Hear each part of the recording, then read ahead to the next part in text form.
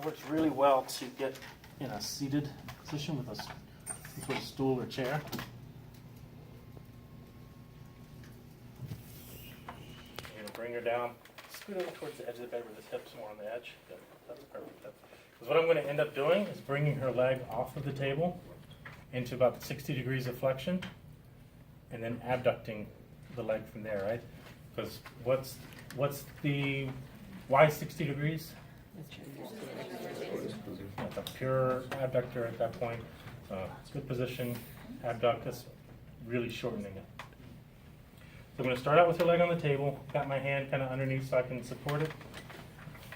Wait, what muscle are we talking about? Piriformis. Is it pure abductor? At 60 degrees of flexion. Internal rotator. That's so Past 60. past 60, it's an internal. This way, it's an external. There has to be, if it's going to switch from one to the other, there has to be a point in the middle where it's not any. And so there, it's an abductor. That's the, yeah. So you're right. All right, so finding the piriformis, or greater trochanter, sacrum, right in the middle.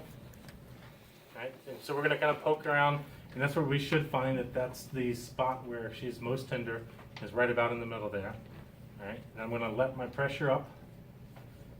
I'm going to bring her off the table there a little bit, get down into about 60 degrees of flexion. And this is why I like to have a low stool, because now if my arm's resting on my leg, her leg's resting on my leg, I plantar flex my foot, it abducts her hip, and that's much easier to hold than, especially with a bigger leg, it's much easier to hold my foot in plantar flexion than it is try to hold the leg up. And you're just going to wait until, 90 seconds, maybe palpate a little bit to see if the tenderness is down, and then let it down, and control bringing it back up onto the table and relax. Okay? So that's one technique for it. The other tender spot that this works really well for is right up at the PSIS. So think about like where the short portion of the iliosacral ligament is, the short portion that runs from the PSIS to the sacrum. So sometimes people are really tender with SI joint pain. They're tender in that area. They have pain just in that sacral sulcus. This technique works.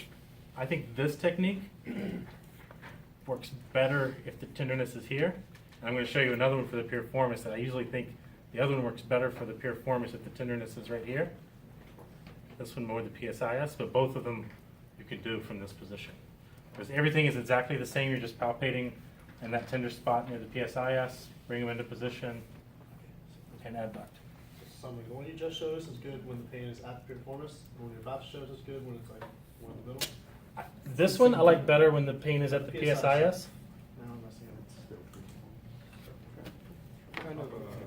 up. What kind of like mechanism are we thinking about when you're talking about like the PSIS one? Yeah.